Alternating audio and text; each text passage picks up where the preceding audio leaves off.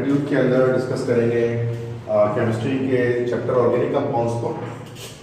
तो जो एप्लीकेबल होगा तमाम स्टूडेंट्स के लिए, जो नस्ट के लिए, डाउ के लिए, JSMU के लिए, KMDC के लिए या लेरी मेडिकल कॉलेज के लिए, फर्दर और भी इनके जितने भी मेडिकल कॉलेजेस हैं, नस्ट यूनिवर्सिटीज वगैरह, उनके लिए एप्लीकेबल होगा।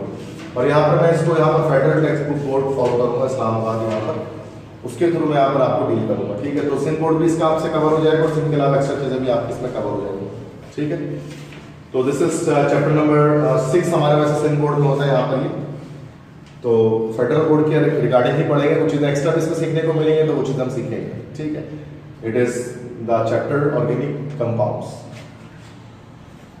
So first of all what is organic compounds? हम ऑर्गेनिक केमिस्ट्री को डील करते हैं। आप जानते हैं ऑर्गेनिक केमिस्ट्री वो ब्रांच ऑफ केमिस्ट्री जो डील करती है कार्बन कंपाउंड्स से। तो कार्बन कंपाउंड्स की केमिस्ट्री हमारे पास ऑर्गेनिक केमिस्ट्री कराती है, और वो कंपाउंड्स हमारे पास ऑर्गेनिक कंपाउंड्स होते हैं। क्या सोर्सेज होते हैं ऑर्गेनिक कंपाउंड्स के? What are the sources of organic compounds? So there are 3 basic sources of organic compounds ना, 3 सोर्सेज है। सबसे पहले तो कुछ फॉसिल फ्यूल्स हैं, फॉसिल रिमेन्स हैं। तो सोर्सेज मतलब जराए, ऑर्गेनिक कंपाउंड्स आपको कहाँ से हासिल होते हैं? तो सबसे पहले तो फॉसिल्स के थ्रू हासिल होते हैं। फॉसिल से मुराद आपके प्लांट्स या एनिमल्स जो कि मिलियंस ऑफ ईयर्स बैक उनकी डेथ हो गई और फिर वो ज़मीन के नीचे दब गए, और ज़मीन के अंदर हाई प्रेशर लगने की वजह से वो कन्वर्ट हो गए डिफरेंट कंपोनेंट्स के अंदर। तो दिस विल बी कॉल्ड कि वो हमारे पास कहलाएंगे फॉसिल रिमेन्स या फॉसिल फ्यूल्स, उनको कह सकते हैं। फॉसिल रिमेन भी कहा जाता है, तो फॉसिल फ्यूल भी कहा जाता है, क्योंकि वो सारे के सारे कंबस्टेबल होते हैं, जल जाते हैं। तो फॉसिल को हम बायोलॉजी में पढ़ते हैं। ठीक है, remains of the dead organisms is called fossil. So there are 3 fossil fuels. First is coal, जिसको कोयला कहते हैं, लकड़ी के जमीन में दबने के बाद ये कन्वर्ट होता है। Second is petroleum. Petroleum 2 word से निकला, petro means rock and oleum means oil. तो पेट्रोलियम इज रॉक ऑयल, जो भी जमीन के अंदर से निकलता है क्रूड ऑयल की सूरत में, और उसको रिफाइन करते हैं डिफरेंट कंपोनेंट्स को सेपरेट करने के लिए। और 500 से ज्यादा ऑर्गेनिक कंपाउंड्स का ये मिक्सचर होता है हमारे पास पेट्रोलियम। और थर्ड जो चीज हमारे पास निकलती है वो है नेचुरल गैस, कुदरती गैस। नेचुरल गैस के अंदर हमारे पास 95% तक मीथेन गैस होती है, बाकी हमारे पास 4% मीथेन गैस और 1% अदर गैस होती है। ठीक है, तो फॉसिल रिमेन्स हमारे पास 3 चीजें उसमें, कोल है, पेट्रोलियम है, नेचुरल गैस है। ये तीनों ऑर्गेनिक कंपाउंड्स के सोर्सेज हैं। नेक्स्ट है plants and natural product chemistry. मतलब प्लांट्स के थ्रू भी हमें हासिल हो सकता है डायरेक्टली प्लांट्स के थ्रू, मतलब जमीन में जाने के बाद डिकम्पोजिशन से नहीं, डायरेक्टली प्लांट से भी हम ऑर्गेनिक कंपाउंड हासिल कर सकते हैं। जैसे carbohydrates are obtained from plants, ये प्लांट्स से हासिल होता है। जैसे सेलुलोज हो गया, सेलुलोज जो घास फूस वगैरह के अंदर मौजूद होता है पत्तों में।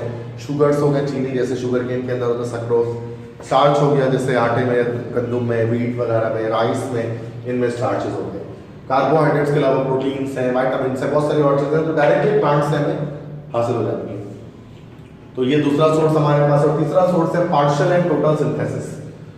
Partial and total synthesis, partial मतलब थोड़ा सा, टोटल मतलब मुकम्मल, सिंथेसिस मतलब प्रिपरेशन, मैन्युफैक्चरिंग, कुछ बनाना। तो पार्शियल सिंथेसिस में मतलब जुज़वी सिंथेसिस में क्या करते हैं? Preparation of vegetable ghee and formation of soap. जैसे मतलब पार्शियल सिंथेसिस का क्या मतलब होता है? एक ऑर्गेनिक कंपाउंड को दूसरे ऑर्गेनिक कंपाउंड में कन्वर्ट कर देना। This is called partial synthesis. To convert one organic compound into another organic compound, this is partial synthesis. जैसे कि प्रिपरेशन ऑफ वेजिटेबल घी। अब जानते हैं vegetable ghee is formed by means of oil. Oil की जब हाइड्रोजनेशन की जाती है तो वो घी में कन्वर्ट हो जाता है। तो ऑयल इटसेल्फ एक ऑर्गेनिक कंपाउंड है, जिसको हम दूसरे ऑर्गेनिक कंपाउंड वेजिटेबल घी में कन्वर्ट कर रहे हैं। इस तरह से फॉर्मेशन ऑफ सोप, साबुन का बनना, तो साबुन भी बनता है सोडियम एसिटेट वगैरह के थ्रू बनता है, फैट्स मिलाकर बनता है। तो एक ऑर्गेनिक कंपाउंड को दूसरे ऑर्गेनिक कंपाउंड के साथ रिएक्शन कराया जाता है। ठीक है, तो ये पार्शियल सिंथेसिस कहलाता है। टोटल सिंथेसिस में क्या करते हैं? हम इनऑर्गेनिक कंपाउंड के थ्रू ऑर्गेनिक कंपाउंड को प्रिपेयर कर लेते हैं। इनऑर्गेनिक कंपाउंड से ऑर्गेनिक कंपाउंड प्रिपेयर हो जाएगा। For example synthesis of urea by Wohler ने जो यूरिया बनाया था, तो Wohler was a German chemist. 1828 में उसने रिएक्शन किया था, 1828 में। फ्रेडरिच वोहलर था, जर्मन साइंटिस्ट था, और he was the first, he discovered the first organic compound that was urea. तो यूरिया पहला ऑर्गेनिक कंपाउंड था जो कि फ्रेडरिच वोहलर ने उसको सिंथेसाइज किया था। जैसे कि NH4CnO, अमोनियम सायनेट। ठीक है, this is ammonium cyanate. Ammonium cyanate को उसने बॉयल किया था वाटर के साथ, and there he got a structure like this. So this is actually the structural formula of urea. So ammonium cyanide, this specific compound is not organic but inorganic in nature. तो inorganic nature का होता है, तो inorganic compounds organic compounds synthesize कर दिए गए और इसके अलावा भी आगे जाकर किए गए। तो हमारे फेडरल कोड में क्या कहता है कि 3 सोर्सेज हमारे पास ऑर्गेनिक कंपाउंड के। फर्स्ट फॉसिल रिमेन्स हैं, फॉसिल फ्यूल्स हैं, जिसमें 3 आ गए, कोल, पेट्रोलियम, नेचुरल गैस, और उसके अलावा प्लांट किंगडम के थ्रू हासिल कर सकते हैं, जैसे कार्बोहाइड्रेट्स वगैरह हासिल होते हैं। तीसरा सिंथेसिस कर सकते हैं, partial synthesis, total synthesis. Partial synthesis में एक ऑर्गेनिक कंपाउंड को दूसरे ऑर्गेनिक कंपाउंड में कन्वर्ट किया जाता है, और टोटल सिंथेसिस में इनऑर्गेनिक कंपाउंड को ऑर्गेनिक कंपाउंड में कन्वर्ट किया जाता है। क्लियर है ये सारी चीजें? सबको क्लियर है क्या चीज सोर्सेज ऑर्गेनिक कंपाउंड के? ठीक है, यू वांट टू राइट और I will shift the next slide. अगले स्लाइड पे आई थिंक कुछ शुरू में वैसे मैंने पढ़ाया है इसको सिंध बोर्ड के अकॉर्डिंग, तो मैंने इसको पढ़ाया है, तो फेडरल बोर्ड के अकॉर्डिंग मैं इसको पढ़ा रहा हूँ। सर वीडियो मिल जाएगी इसमें? यस, नेट पे वीडियो मिल जाएगी बात में? ये बिल्कुल हाँ, रात 10-11 तक आपको मिल जाएगी वीडियो। ठीक है, तमाम सब कुछ स्लाइड में मिल जाएगी, इसको मसला नहीं। पीडीएफ आपको चाहिए, अगर आपको वीडियो में तो देखना मुश्किल होता है ना, तो आप डायरेक्ट स्लाइड भी ले सकते हो ना, तो स्लाइड से क्या होगा डायरेक्टली आप व्यू कर लो। चूँकि लेक्चर तो आप सुन ही रहे हो ना, तो वो दोबारा सुनने की जरूरत नहीं। वीडियो तो मैं उनके लिए डालता हूँ नॉर्मली जो कि नहीं सुन पा रहे, जो यहाँ नहीं बैठे हैं उनके लिए। अच्छा, इसमें फिर नेक्स्ट एक चीज हम डिस्कस करते हैं, फर्मेंटेशन, या जिसको हम लोग कहते हैं बायो टेक्नोलॉजी। तो फर्मेंटेशन का प्रोसेस हमारे वैसे सिंध बोर्ड के अंदर चैप्टर 9 में जाकर डिस्कस करते हैं, या थोड़ी सी डेफिनेशन बताई गई है फर्मेंटेशन की, अर्क निकालने का अमल। फर्मेंटेशन असल में बायोकेमिकल प्रोसेस होता है जिसके थ्रू हम ऑर्गेनिक कंपाउंड को सिंथेसाइज करते हैं, प्रिपेयर करते हैं, बनाते हैं। और यही फर्मेंटेशन जिस ब्रांच में डिस्कस करते हैं वो बायोटेक्नोलॉजी, मतलब बायोलॉजी को हम इस्तेमाल करें, माइक्रो ऑर्गेनिज्म को इस्तेमाल करें रिएक्शंस को कंप्लीट करने के लिए। This is biotechnology. तो ये पूरी फील्ड भी होती है अलग ना, कराची यूनिवर्सिटी में इस पर पूरा बीएस होता है बायोटेक्नोलॉजी में। तो बायोटेक्नोलॉजी में जो हम पढ़ते हैं क्या है, फर्मेंटेशन, किस तरह से माइक्रो ऑर्गेनिजम्स को कैटलिस्ट के तौर पर यूज करते हैं, एंजाइम्स वगैरह। तो the chemical breakdown of an organic compound with the help of micro organism such as bacteria, yeast, it is called fermentation. तो फर्मेंटेशन क्या है कि किसी ऑर्गेनिक कंपाउंड का डिकम्पोज हो जाना, किसकी प्रेजेंस में, माइक्रो ऑर्गेनिज्म की प्रेजेंस में, जैसे कि बैक्टीरिया, यीस्ट वगैरह की प्रेजेंस में, ये कहलाता है फर्मेंटेशन। जैसे शराब जो बनती है, अल्कोहल जो बनता है, वो भी फर्मेंटेशन से बनता है। कैसे फर्मेंटेशन से बनता है वो? हमारे पास में उसमें हम नॉर्मली कोई ऑर्गेनिक कंपाउंड ले लेते हैं, लाइक कोई जूस ले लिया, ग्रेप जूस ले लिया, ग्रेप्स ले लिया, एप्पल ले लिया, कोई और फ्रूट ले लिया, और उसमें हम ईस्ट डालते हैं या कोई एंजाइम डालते हैं, फिर वो डिकम्पोज करके उसको इथेनॉल में कन्वर्ट कर देता है, इथाइल अल्कोहल या ethanol, which is the wine, उसको शराब कहते हैं। तो फर्मेंटेशन का प्रोसेस हमारे पास ये कहलाता है, the field of applying biology that deals with the study of use of living organism and bioprocesses in medicine, technology and engineering is called biotechnology। तो ये फील्ड बायोटेक्नोलॉजी कहलाती है। माइक्रो ऑर्गेनिज्म को हम अपने फायदे के लिए जब इस्तेमाल करना शुरू करते हैं ना, तो दिस इज बायोटेक्नोलॉजी, कि बायोलॉजी को हमने टेक्नोलॉजी के साथ मिक्स कर दिया। ठीक है, तो ये फील्ड है बड़ी। तो biotechnology is the use of living organism to develop useful product, जिंदा अजसाम को इस्तेमाल करके यूजफुल प्रोडक्ट की फॉर्मेशन करना। For example, the fermentation of molasses और शुगर प्रोड्यूसेस अल्कोहल। जैसा कि शुगर की जब हम या मोलासिस की फर्मेंटेशन करते हैं, शुगर की जब हम फर्मेंटेशन करते हैं, मोलासिस नॉन क्रिस्टलाइन केन सिरप होता है। शुगर केन का जो सिरप है ना, जब शुगर केन मतलब जब चीनी बनाई जाती है तो सारा शुगर केन का जो रस होता है वो क्रिस्टलाइज नहीं हो पाता, कुछ नॉन क्रिस्टलाइन बच जाता है, ब्राउन कलर का होता है वो, तो उसको मोलासिस कहा जाता है। तो उसी मोलासिस से हम फर्मेंटेशन करके अल्कोहल जनरेट कर सकते हैं, विनेगर जनरेट कर सकते हैं, बहुत सारा और प्रोडक्ट निकाल सकते हैं। तो फर्मेंटेशन का एक सिंपल प्रोसेस क्या है कि किसी ऑर्गेनिक कंपाउंड को ब्रेक डाउन करना by means of micro organism such as yeast, bacteria. और ये जो फर्मेंटेशन को हम किस ब्रांच में पढ़ते हैं, साइंस की बायोटेक्नोलॉजी में पढ़ते हैं। तो बायोटेक्नोलॉजी बायोलॉजी की एक फील्ड है असल में, जिसमें माइक्रो ऑर्गेनिजम्स को क्या करते हैं, अपने फायदे के लिए इस्तेमाल करते हैं, अपने यूज के लिए इस्तेमाल करते हैं। पर्सनल तो ये एग्जैक्ट ना लाइन्स है फेडरल बोर्ड के ना, एग्जैक्ट लाइन्स में यहाँ पर अगर आपका बुक है तो आप एग्जैक्ट लाइन्स देखेंगे। ठीक है, क्योंकि बच्चों को कुछ शौक होता है ना एग्जैक्ट रीडिंग करने का, वरना मैं स्लाइड्स तो बना देता हूँ अपनी तरफ से कुछ ना कुछ आगे पीछे करके, फिर बच्चे कहते हैं सर ये लाइन नहीं समझ में आ रही, ये लाइन समझ में नहीं आ रही फेडरल की। तो मैं आपको बता रहा हूँ किस तरह से हम रीड आउट करते हैं चीजों को।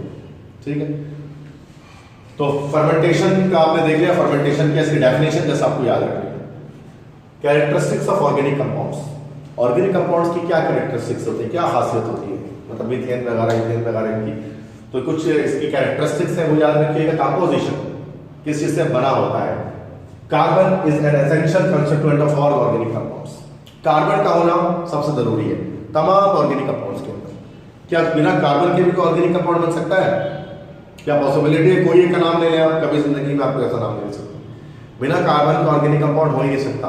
हाँ, बहुत सारे ऐसे इनऑर्गेनिक कंपाउंड है जिनमें कार्बन होता है, जैसे carbon monoxide, carbon dioxide, carbonates, bicarbonates, carbides, इन ये सारे हैं। लेकिन ऐसा कोई ऑर्गेनिक कंपाउंड नहीं है इसमें कार्बन ना। तभी तो हम ऑर्गेनिक केमिस्ट्री को स्टडी ऑफ कार्बन कहते हैं, यस, या केमिस्ट्री ऑफ कार्बन कहते हैं उसको। Combustion, organic compounds with high percentage of carbon are generally combustible in nature.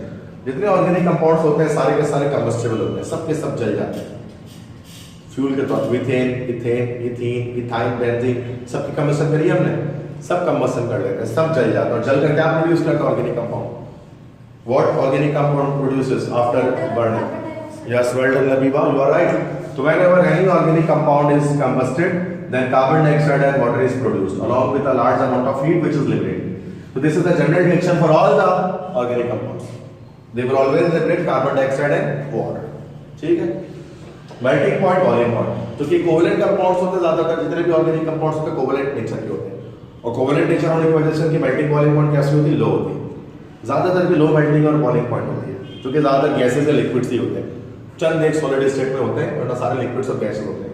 और लिक्विड्स और गैसेस की आप जानते हैं मेल्टिंग बॉइलिंग पॉइंट दोनों डाउन होती है, कम होती है। सॉल्युबिलिटी, चूंकि ऑर्गेनिक कंपाउंड ज्यादातर नॉन पोलर होते हैं, नॉन पोलर नेचर के होते हैं, तो ऑर्गेनिक कंपाउंड्स ज्यादातर जो नॉन पोलर होते हैं, इसकी वजह से वो वाटर में डिसॉल्व नहीं हो पाते मोस्टली, क्योंकि वाटर पोलर नेचर का होता है। ये बहुत बेसिक बात है, आप जानते हैं। तो इसकी वजह से क्या होता है कि ऑर्गेनिक कंपाउंड्स ज्यादातर जो है वो इनसॉल्युबल इन वाटर होते हैं, but soluble in non polar solvent. Non polar solvent में हल हो जाते हैं, जैसे अल्कोहल में, ईथर में, बेंजीन में, इनमें हो सकते हैं, बट पानी में हल नहीं होते। जैसे मीथेन, इथेन, बेंजीन, इनमें से कुछ भी आप पानी में हल नहीं कर सकते हैं। तेल ले लो, तेल ले लिया आपने, मतलब सोयाबीन तेल ले लिया, घर में जो खाना पकाने वाला तेल है वो भी पानी में हल नहीं होगा, है ना, वो लेयर बन जाएगी उसकी, अलग हो जाएगा, क्योंकि वो एक पोलर नॉन पोलर का मसला है। एक चीज पोलर, एक चीज नॉन पोलर। स्टेबिलिटी, जो कि ऑर्गेनिक कंपाउंड्स की low melting and boiling point होती है, तो वो जनरली हाई टेम्परेचर पे सिंपल सब्सटेंस में डिकम्पोज हो जाते हैं, बहुत ज्यादा स्टेबल नहीं होते हैं, क्योंकि लो मेल्टिंग पॉइंट होती है ना। तो जब हम हीट करते हैं ऑर्गेनिक कंपाउंड्स को, किसी भी ऑर्गेनिक कंपाउंड को हीट करते हैं, तो वो क्या होता है, वो डिफरेंट प्रोडक्ट्स में चेंज हो जाता है। जैसे मीथेन है, CH4, जब आप मीथेन को हीट करेंगे तो मीथेन क्या होगा, कार्बन और हाइड्रोजन गैस में ब्रेक डाउन हो जाएगा, अलग हो जाएगा। तो इसकी स्टेबिलिटी जो है ना वो बहुत कम होती है, अनस्टेबल होती है ज्यादातर, क्योंकि हीट करने पर वो डिकम्पोज हो जाते हैं अपने कंपोनेंट्स के अंदर। So here we can see these are the 5 characteristics of organic compound, जो तमाम ऑर्गेनिक कंपाउंड्स पे एप्लीकेबल होती है। वो समझ क्या कह रहा हूँ? सारे पॉइंट्स बेसिक है, मतलब ना, मतलब कोई फेडरल बोर्ड का मतलब ये नहीं कि वो बहुत मुश्किल होने वाली है, वो बात वही बेसिक है, चीज है, इतना मुश्किल नहीं है, तो डरना नहीं है इस चीज से कि पता नहीं क्या होने वाला है, इजी है। इलेक्ट्रिकल कंडक्टिविटी, तो जाहिर सी बात है, सिंपल ये चीज है, पोलर नहीं है, नॉन पोलर है। नॉन पोलर है तो नॉन पोलर होने की वजह से नॉन पोलर चीजें करंट कंडक्ट नहीं करती है, तो मोस्टली इलेक्ट्रिकल कंडक्टिविटी नहीं होती है। ऑर्गेनिक कंपाउंड्स में से करंट पास नहीं हो पाता, जैसे बेंजीन से करंट पास करेंगे, बेंजीन करंट पास नहीं करेगा। क्यों? वजह क्या? नॉन पोलर है, नॉन पोलर होने की वजह से। सोर्स, ज्यादातर ऑर्गेनिक कंपाउंड कहाँ से हासिल किए जाते हैं? प्लांट्स और एनिमल्स से, जैसे हमने आपको बताया अभी, प्लांट्स और एनिमल्स से ही आते हैं ना जितने हमारे पास ऑर्गेनिक कंपाउंड होते हैं। ऑर्गेनिक कंपाउंड का वर्ड ही निकला है ऑर्गेनिज्म से, ऑर्गेनिक का वर्ड ही ऑर्गेनिज्म से आया है। ऑर्गेनिज्म से बड़ा आपके जो लिविंग ऑर्गेनिज्म से जो चीज हासिल है, तो इसलिए ज्यादा प्लांट्स और एनिमल्स लिविंग ऑर्गेनिज्म होते हैं, उनसे हमें ये मिलता है। Rate of reaction, rate of reaction याद रखना है कि ऐसा होता है वेरी स्लो, तो बहुत फास्ट रिएक्शन नहीं करते। जैसे इनऑर्गेनिक कंपाउंड्स है ना, वो फास्ट रिएक्शन करते हैं, NaC, सोडियम, क्लोरीन आपस में रिएक्शन बहुत फास्ट करते हैं। लेकिन जो इनऑर्गेनिक रिएक्शंस होते हैं ना, जितने भी होते हैं, वो सारे कैसे होते हैं? वेरी स्लो, बहुत स्लो होते हैं, और उसको टाइम लगता है रिएक्शन को होने में, फौरन से नहीं हो जाता। ज्यादातर ऑर्गेनिक रिएक्शन स्लो ही होते हैं। जैसे कुकिंग, खाना जो पकता है तो वो एक स्लो प्रोसेस है। कोई भी ऑर्गेनिक रिएक्शन हो रहा है, मिसाल के तौर पे केक बनाने का, हमारे केक बनाया जा रहा है घर पे, तो केक को जब आपको पता है, जब उसको बनाते हैं, जब उसको ओवन में रखते हैं, तो एक वक्त लगता है, it will take time, then जाकर फिर वो जो है वो थोड़ा फूलता है और केक की सूरत में आता है। मतलब ये नहीं हो सकता है कि 10 सेकंड के अंदर केक तैयार हो गया, ओवन में रखा 5 सेकंड में निकाल के केक बन गया, ऐसा पॉसिबल नहीं है, क्योंकि बहुत स्लो रिएक्टिविटी होती है इनकी। क्योंकि जितने भी कुकिंग के अंदर जो भी रिएक्शंस होते हैं ज़्यादातर वो ऑर्गेनिक ही हो रहे होते हैं, क्योंकि आप खाने पीने की चीज़ें लेते हैं ना, प्लांट्स वगैरह को आप पका रहे होते हैं, उसके रिएक्शन कर रहे होते हैं डिफरेंट चीज़ों से, तो रेट ऑफ रिएक्शन का स्लो होता है। तो वो कैरेक्टरिस्टिक्स वो भी थी और ये तीन यहाँ पर आ गए। क्लियर है सारे characteristic. Use of organic compound, organic compound का इस्तेमाल कहाँ कहाँ किया जाता है इसको देखें। देखिए मसला ये ना कि सिंध बोर्ड का इशू ये होता है ना कि सिंध बोर्ड से आसान ही है फेडरल बोर्ड, जहाँ तक मैं जो पढ़ाता हूँ ना, मुझे फेडरल बोर्ड ज़्यादा ईजी लगती है सिंध बोर्ड से। बट देखो आसान और मुश्किल से कुछ नहीं होता, मसला ये है कि आपने वो पढ़ा ही नहीं है तो आपके लिए वो चीज़ भी मुश्किल होने वाली है। मिसाल के तौर पर लेट से अगर मैं आपसे बोलूँ कराची के 10 पाकिस्तान के 10 शहरों के नाम बताओ, इजीली हर बच्चा 10 शहरों के नाम बता देगा, क्योंकि वी लिव इन पाकिस्तान। मुश्किल से मुश्किल नाम भी आप बता देंगे, 10 शहरों के नाम इजीली हर बच्चा बता सकता है। लेकिन अगर मैं जिसको यही बोलूँ कि ऑस्ट्रिया का कैपिटल बताइए, what is the capital of Austria, या what is the capital of Hungary, ये भी सवाल बड़ा आसान है, बट मसला हमारे निगाहों से नहीं गुजरा कर। अब जो हंगरी में रहता होगा उसके लिए कुछ नहीं है सवाल, वो कहता है बुडापेस्ट है भाई, this is the capital of Hungary and Vienna is the capital of Austria. तो बट हमारे लिए ये मुश्किल है क्योंकि हमारे निगाहों से नहीं गुजरा। तो चीज़ आसान या मुश्किल नहीं होती, चीज़ ये होती है कि आपने इसको रीड आउट किया है कि नहीं किया। ठीक है, तो फेडरल आसान है सिंध बोर्ड के अकॉर्डिंग, बट इशू ये है कि हम इसको रीड ही नहीं करते, मसला ये। तो क्या इस्तेमाल है ऑर्गेनिक कंपाउंड्स का? पहला तो फूड, ग़िज़ा में फूड का इस्तेमाल है, खाने के तौर पर इस्तेमाल करते हैं। प्रोटीन्स, फैट्स, प्रोटीन्स है ना, अंडे वगैरह में प्रोटीन हो गया, फैट्स हो गए बटर वगैरह में, कार्बोहाइड्रेट्स हो गए चावल में, रोटी में, ऑयल्स हो गए, तेल वगैरह मुख्तलिफ इस्तेमाल करते हैं, सारे ऑर्गेनिक कंपाउंड होते हैं। तो ऑर्गेनिक कंपाउंड का कितना इस्तेमाल है, कितना ज़्यादा यूज़ है? क्लॉथिंग, क्लॉथिंग मीन्स कपड़ों में, कपड़े बनाने में इस्तेमाल आते हैं। कैसे? कॉटन, कपास, कॉटन इज ऑर्गेनिक कंपाउंड, ठीक है। So you have the book of federal, you have with you, अच्छा ई कैट की ऑर्डर। तो क्लॉथिंग दैट इज एक्चुअली, जैसे कॉटन है वो ऑर्गेनिक है। सिल्क, सिल्क भी ऑर्गेनिक कंपाउंड है हमारे पास, ठीक है। इस तरह वूल, ऊन जो होता है वो भी ऑर्गेनिक कंपाउंड, शीप वगैरह साथ होता है। नायलॉन, इसको बनाया जाता है, नायलॉन, नायलॉन भी फाइबर एक तरह का है। New York and London, New York London दोनों के मुश्तरका काबिश से बना था, that's why it is nylon, New York London, ठीक है। रेयॉन, ये भी फाइबर है। डेक्रॉन, वैसे डेक्रॉन तो उसको यूएस में कहते हैं, हम अपने पास इसको डेक्रॉन को कहते हैं टेरेलीन कहते हैं, वैसे इसको टेरेलीन कहा जाता है इसको।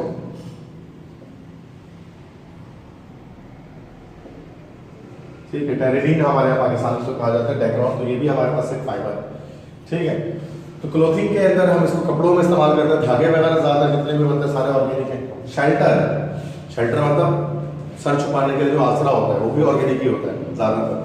जैसे वुड, लकड़ी, जिससे घर बनाए जाते हैं नॉर्मली, हमारे यहाँ तो नहीं बनाते, बट जो ठंडे कंट्रीज हैं जैसे यूएस, कनाडा या इंग्लैंड वगैरह, तो वहाँ जो आप घर देखें ना, they are made up of woods, because wood is a non conducting material ना, तो वो फिर घर अगर बाहर ठंड भी होती है तो अंदर उनका कमरा ठंडा नहीं रहता। लेकिन हमारा मसला है कि हम जो दीवारों से बनाते हैं तो ये कंडक्टिंग मटेरियल है, तो बाहर ठंड आती है तो अंदर भी ठंडा जाता है, ठीक है। तो लेकिन बाहर जो बहुत ठंडे कंट्री है वो कभी भी दीवारों से घर नहीं बनाते, वो हमेशा वुड से बनाते हैं, लकड़ियों से, ताकि अंदर की ठंडक, मतलब बाहर की ठंडक अंदर ना आ सके। और साथ में हीटर वगैरह में चला जाए तो बाहर के टेम्परेचर -40 -30 हो रहा होता है, लेकिन अंदर टेम्परेचर 18-20 चल रहा होता है कमरे में। तो अगर कभी आपने देखा है वीडियोस वगैरह में, तो अंदर ठंडक नहीं होती, बाहर होती है। वो गेट खोल के दिखाते हैं तो मतलब बर्फ बर्फ बर्फ गिरी होती है, और अंदर गर्मी में सब फुल होते हैं। तो वुड जो है वो शेल्टर का जरिया है। पेंट्स जो कमरे में करते हैं तो वो भी ऑर्गेनिक होते हैं, मोनली वार्निशेस वगैरह ये भी ऑर्गेनिक होते हैं। Power and transportation, power generation में, ट्रांसपोर्टेशन में भी ऑर्गेनिक का बड़ा इस्तेमाल है। नेचुरल गैस पावर जनरेट करने के लिए, खाना पकाने के लिए, पेट्रोलियम प्रोडक्ट्स हो गए, पेट्रोल वगैरह, गाड़ियाँ चलाने के लिए, बाइक चलाने के लिए, कोल, कोयला, ये भी पावर जनरेशन करता है, कोल पावर प्लांट। तो पावर जनरेशन में ऑर्गेनिक कंपाउंड का इस्तेमाल है। मेडिसिन एंड ड्रग्स को बनाने में, दवाइयाँ बनाने में इस्तेमाल बहुत ज़्यादा है। जैसे penicillin, penicillin was the first antibiotic which was discovered by home? किसने दरियाफ्त किया था पेनिसिलिन को? Anybody nose? पेनिसिलिन किसने दरियाफ्त किया था? पहला ड्रग था ये, पहली कैलो एंटीबायोटिक थी।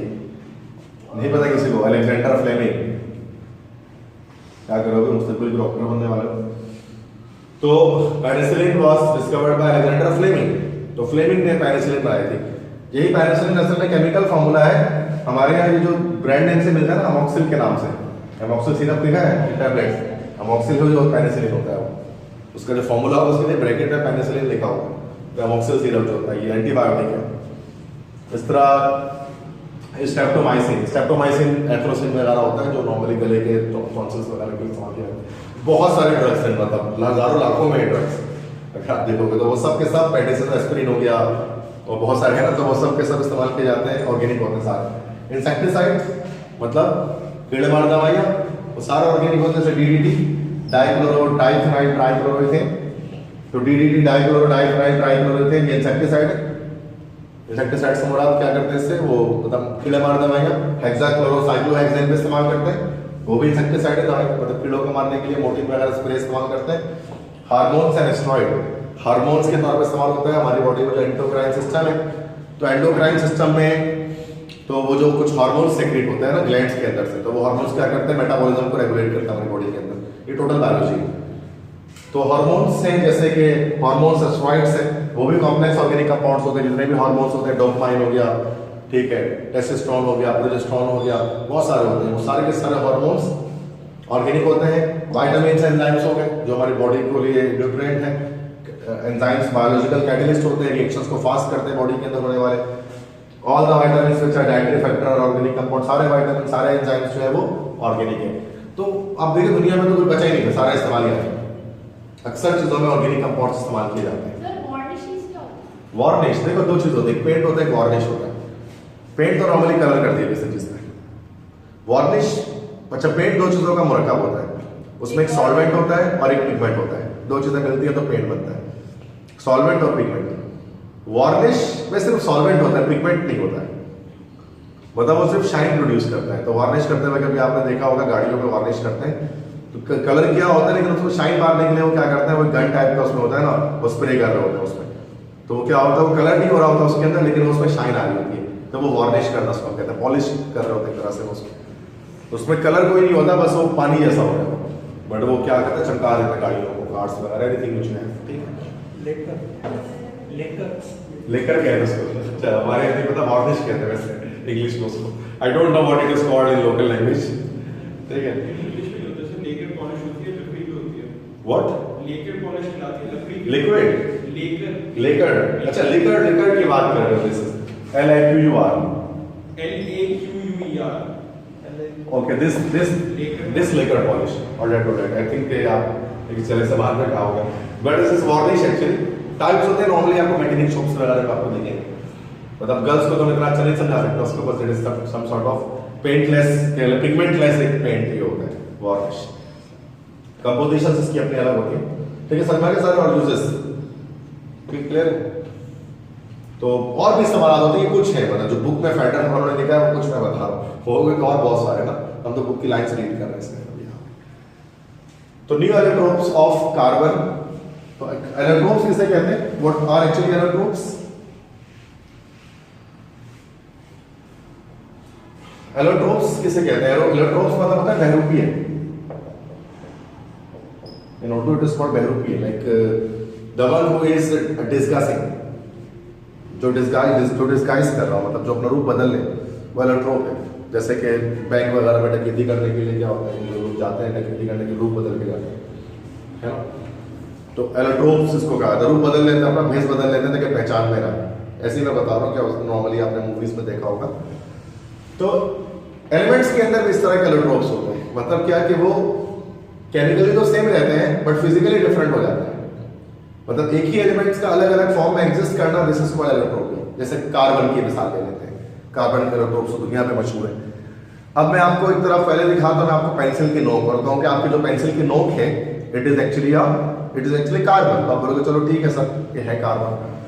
फिर मैं आपको डायमंड दिखाऊं और कहूं कि diamond is also carbon, now you will got shocked, जैसे ये कार्बन कैसे हो सकता है, कार्बन पेंसिल की नोक में और हीरे में तो जमीन आसमान का फर्क है, there is a wide difference between this two, but दोनों कार्बन है, ये दोनों एक दूसरे के एलोट्रोप्स हैं, केमिकली सिमिलर है, फिजिकली डिफरेंट है।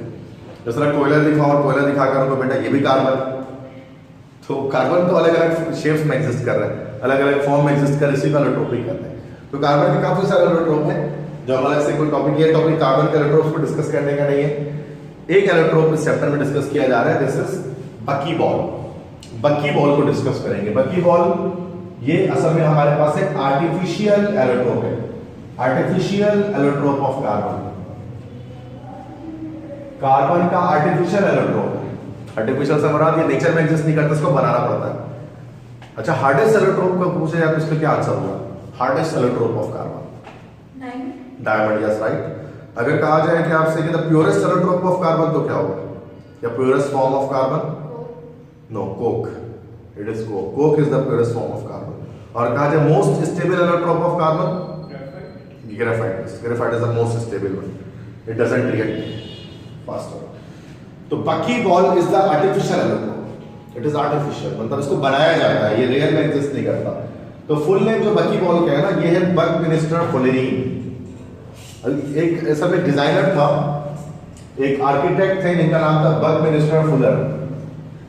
तो बकमिनिस्टर फुलर जो थे ना, वो उन्होंने यूरोप के अंदर और जो है ना वो बड़े खूबसूरत से ना वो बिल्डिंग्स बनाया करते थे। तो उस तरह की ये बकमिनिस्टर फुलर आपको दिख रहे हैं साथ, और इन्होंने इस तरह की बिल्डिंग बनाते थे, डोम टाइप ऑफ शेप ना, इसमें हेक्सागोनल रिंग्स होती थी। तो इन बिल्डिंग्स को जो है ना तो ये बकमिनिस्टर फुलर साथ बनाया करते थे। तो एक नया जो एलोट्रोप ऑफ कार्बन डिस्कवर हुआ, उसके अंदर कार्बन इसी तरह से डोम टाइप में सॉकर बॉल की तरह रेंज थे। उसी जो आर्किटेक्ट थे बकमिनिस्टर फुलर, उनके नाम पर हमने इसको बकमिनिस्टर फुलरीन का नाम दे दिया, ठीक है। और इसी को शॉर्ट में हमने बकी बॉल कह दिया। तो बकमिनिस्टर फुलर ने इसको डिस्कवर नहीं किया था उन्होंने, इस एलोट्रोप को। वो नाम इसलिए दिया गया कि उन साहब ने आर्किटेक्ट थे और इस तरह की बिल्डिंग बनाया करते थे वो, तो इसलिए बकमिनिस्टर फुलरीन कर दिया गया, बकमिनिस्टर फुलर के नाम पर। और नेक्स्ट तो बकमिनिस्टर फुलर के लिए मैं बता दूं, थोड़ा सा इसमें परेशान होते स्टूडेंट्स। तो ये असल में कार्बन के 60 आइटम्स होते हैं, C60 इसका फॉर्मूला होता है। और कार्बन के 60 आइटम एक सॉकर बॉल की तरह रेंज होते हैं ना, एक फुटबॉल की तरह रेंज होते हैं कार्बन के आइटम्स। और इस बिल्डिंग की तरह रेंज होते हैं जिसको बकमिनिस्टर फुलर साहब ने अरेंज किया था, इसलिए इसको बकमिनिस्टर फुलरीन कहा जाता है, बकी बॉल कहा जाता है। और ये बिल्डिंग जो है वो मॉन्ट्रियल में मौजूद थी, मतलब उन्होंने मॉन्ट्रियल में इस तरह की बिल्डिंग्स बनाई थी। Montreal is the city of Canada actually ना, तो वहां पर। तो buckyballs are used as semiconductor and lubricant. तो लुब्रिकेंट के तौर पर, सेमीकंडक्टर्स के तौर पर उसको हम इस्तेमाल करते हैं इलेक्ट्रॉनिक सर्किट्स वगैरह के अंदर, ठीक है। तो ये एक नया एलोट्रोप है जो डिस्कवर हुआ है, किसका भी कार्बन का। वरना कोल के बारे में, डायमंड, ग्रेफाइट के बारे में तो इंसान हमेशा से जानता रहा। ये बकी बॉल एक नया एलोट्रोप है जो क्लियर है, समझना ही बस सारे जो कुछ लिखा हुआ एवरीथिंग। और सर ये डिस्कवर कहाँ हुआ था? कहाँ डिस्कवर हुआ था? उसको अमेरिकन साइंटिस्ट ने डिस्कवर किया था। Don't know the name of it ना, क्योंकि बुक में भी मेंशन नहीं है, तो डोंट टू रिमेंबर, ठीक है, क्लियर है।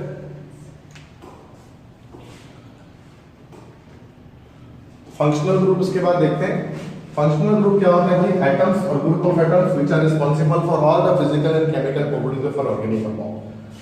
फंक्शनल ग्रुप ऑर्गेनिक केमिस्ट्री में किसे कहते हैं कि एटम्स का ग्रुप ऑफ एटम्स जो तमाम तरह की प्रॉपर्टीज इंपार्ट करते हैं, देते हैं किसी ऑर्गेनिक कंपाउंड को, उसको हम कहते हैं फंक्शनल ग्रुप। तो the properties of an organic molecule are predominantly determined by the properties of the functional group in the compound. A functional group is an atom or group of atom in a molecule that gives characteristic properties to the molecule. Molecule को जो property देने वाली चीज होती है वो functional group होती है। डबल और ट्रिपल बॉन्ड को भी फंक्शनल ग्रुप कहा जाता है, और कुछ example Cl, Br, OH, NH2 बहुत सारे फंक्शनल ग्रुप होते हैं। तो फंक्शनल ग्रुप क्या होता है बच्चों? देखो, कोई भी ऑर्गेनिक कंपाउंड दो चीजों पर मुश्तमिल होता है, एक होता है R और एक होता है functional group. R is radical, hydrocarbon long chain, CnH2n+1 की सूरत में कार्बन की लॉन्ग चेन है, और उसके साथ कोई फंक्शनल ग्रुप अटैच होता है। ये फंक्शनल ग्रुप कुछ भी हो सकता है, ठीक है। तो फंक्शनल ग्रुप कुछ भी हो सकता है, OH भी हो सकता है, Cl, Br, NH2 कोई भी हो सकता है, और उसके साथ कौन अटैच होता है? कोई भी R, मतलब लॉन्गेस्ट कार्बन चेन, कार्बन की कोई भी चेन, जैसे कि इथाइल की चेन, मतलब जैसे यहाँ 1 2 3 4 5 पेंटाइल 5 कार्बन की चेन चल रही है। तो कार्बन की जो चेन होती है ना, उसकी अपनी कोई प्रॉपर्टी नहीं होती, सारी प्रॉपर्टी किसकी होती है? अपनी फंक्शनल ग्रुप की होती है, जो उसको देता है मेन फंक्शंस अंजाम देता है। तो हमें ऑर्गेनिक केमिस्ट्री के अंदर फंक्शनल ग्रुप को पढ़ना होता है, डिफरेंट टाइप्स के, अलग अलग तरह के। तो काफी सारे फंक्शनल ग्रुप हैं, जैसे कि मैं बता देता हूं उसमें। जैसे अल्केन्स है, अल्केन में क्या होता है? कार्बन और हाइड्रोजन के बीच में, कार्बन के बीच में सिंगल बॉन्ड मौजूद होती है। अल्केन्स के अंदर इनका स्ट्रक्चर होता है, ठीक है। कार्बन कार्बन सिंगल बॉन्ड अगर हो तो उसको अल्केन कहा जाता है, जैसे कि CH3 ये इथेन हमारे पास हो गए, दो कार्बन मौजूद है तो दो का मोबाइल अल्केन जो है वो इथेन कहलाता है। अल्कीन की बात करें तो अल्कीन हमारे पास क्या है जिसमें कार्बन कार्बन के बीच में डबल बॉन्ड होगा, जैसे C2H4 दिस इज इथीन, दो कार्बन के बीच में डबल बॉन्ड। और अल्काइन किसे कहते हैं जब कार्बन कार्बन के बीच में ट्रिपल बॉन्ड होगा, जैसे इथाइन जिसको कॉमन नेम में एसिटाइलिन कहा जाता है। तो ये हमारे पास अल्केन अल्कीन अल्काइन तीन मैंने आपको बताया, carbon carbon single bond double bond triple bond, easy पता है सबको, ये जिसका मसला है इसके अंदर नो इश्यूज। अब उसके बाद नेक्स्ट ग्रुप हमारे पास आ गया हैलाइड। हैलाइड ग्रुप कौन सा भी, हैलोजन ग्रुप। हैलाइड से मुराद 7 ग्रुप के एलिमेंट्स का ग्रुप जो हमारे पास होगा, 7 एलिमेंट्स का ग्रुप से मुराद हमारे पास जैसे कि फ्लोरीन हो गया, क्लोरीन हो गया, ब्रोमीन हो गया, आयोडीन हो गया, ये सारे हमारे पास हैलाइड है, फ्लोराइड क्लोराइड ब्रोमाइड आयोडाइड। तो स्ट्रक्चर कैसा होगा कि इस तरह से हैलोजन अटैच होगा कार्बन के साथ, किसी भी कार्बन के साथ X से इसको शो किया जाता है, X में कोई भी आ सकते हैं हैलोजेंस। अब इसकी मिसाल जैसे कि CH3Cl, अब CH3Cl एक कार्बन वाले में के साथ Cl3 लगा हुआ है, Cl लगा हुआ है, तो कॉमन में इसको हम बोलेंगे मिथाइल क्लोराइड और इसी में इसको क्या बोल देंगे क्लोरोमीथेन। तो इसकी कॉमन आयोडीन नेम्स अलग होते हैं ना, कॉमन नेम में इसको हम अल्काइल हैलाइड इस तरह से लिखते हैं। अगर अल्काइल हैलाइड को कॉमन नेम में लिखना तो कॉमन नेम हम लोग लिखते हैं अल्काइल रेडिकल का नाम दो और साथ में हैलाइड है। जैसे अल्काइल रेडिकल यहाँ पर CH3 है तो CH3 हमारे पास मिथाइल कहलाता है, ये तो पता ही है ना सबको। तो CH3 हमारे पास मिथाइल कहलाता है, इस तरह से C2H5 हमारे पास क्या कहलाता है, इथाइल कहलाता है, और सो ऑन ऐसे चलते रहते हैं। C3H7 हमारे पास क्या कहलाता है, propyl, it is called propyl. ठीक है, तो यहां पर हमारे पास ये जो CH3Cl था तो मिथाइल क्लोराइड हो गया, और IUPAC में इसको हम लोग क्या नाम देते हैं, हेलो अल्केन। हेलो अल्केन मतलब हेलो से मुराद क्लोरो ब्रोमो आयोडो कुछ भी, और अल्केन से मुराद मीथेन इथेन प्रोपेन कुछ भी। ठीक है, तो बाकी हैलाइड ग्रुप X ग्रुप जो था नेक्स्ट है अल्कोहल। अल्कोहल के ग्रुप को, अल्कोहल कौन सा कंपाउंड होता है जब रेडिकल के साथ OH ग्रुप अटैच हो जाए, ये अल्कोहल होता है हमारे पास है। ठीक है, अब इसमें जैसे CH3OH अगर हमने ले लिया तो ये हमारे पास कॉमन में क्या रहेगा मिथाइल अल्कोहल, और IUPAC में उसको क्या बोलेंगे मिथानॉल। ठीक है, ईथर, ईथर में क्या होता है कि दो रेडिकल्स के बीच में क्या मौजूद है, ऑक्सीजन मौजूद है, this is called ether. Oxygen के दोनों तरफ रेडिकल्स के अटैचमेंट हो, तो इसको हम इस तरह से नाम दे सकते हैं कि ये कॉमन नेम यहाँ पर दिया हुआ है कि दोनों रेडिकल्स का नाम लेके ईथर बोलते हैं, मिथाइल मिथाइल ईथर, जिसको क्या कहते हैं डाई मिथाइल ईथर। सिंपल है, क्लियर है। नेक्स्ट है अमाइन। अमाइन से क्या मुराद है, जब हमारे पास रेडिकल के साथ NH2 ग्रुप अटैच हो या नाइट्रोजन अटैच हो जाए, सिंपल ये देखिए, अगर नाइट्रोजन अटैच हो गया उसके साथ 1 2 या 3 कितने भी हाइड्रोजन अटैच हो, दिस इज कॉल्ड अमाइन, उसको अमाइन कहते हैं। लेकिन कार्बन का नाइट्रोजन के साथ सिंगल बॉन्ड के साथ अटैच होना जरूरी है। ठीक है, दिस इज अमाइन। अब अमाइन में जैसे कि हमारे पास CH3CH2 हो गया, ये मिथाइल अमाइन हमारे पास हो गया, मिथाइल अमाइन कॉमन नेम इसका। हाँ, लेकिन ये अगर कार्बन नाइट्रोजन के साथ ट्रिपल बॉन्ड से अगर अटैच हो जाए तो फिर उसमें अमाइन नहीं है, नो दिस इज नाइट्राइल, इसको हम कह सकते हैं नाइट्राइल के नाम, इसको हम क्या कह सकते हैं, दिस इज साइनाइड, CN, ये साइनाइड हमारे पास बना। ठीक है, नाइट्राइल बना। इस वजह से CH3C ट्रिपल बॉन्ड है तो उसको हम लोग कह सकते हैं कॉमन में दिस इज मिथाइल साइनाइड या मिथाइल नाइट्राइल। साइनाइड में और साइनाइड के भी कह सकते हैं, नाइट्राइल भी कह सकते हैं। तो ये हैलोजन ग्रुप, ये हाइड्रोक्सी मतलब अल्कोहल ग्रुप, ईथर दिखा आपको, यहाँ मैंने अमाइन दिखा है, मैं आपको साइनाइड या नाइट्राइल दिखाया। तो तुम्हारी चीज कुछ पूछना है तो पूछ ले, कुछ भी पूछना है पूछ ले, क्योंकि बड़ी इजी चीज है नहीं। अगर प्रोपाइल के बाद क्या आता है, यस, तो this is C4H9, this is butyl आता है, इसके बाद है then C5H11, this will come pentyl, after C5H11 C6H13, this is hexyl, then C7H15, this is heptyl, then C8H17, this is octyl। मतलब डबल करके तो बढ़ा रहे हैं ना, CnH2n+1 इस तरह से चले ना बच्चों।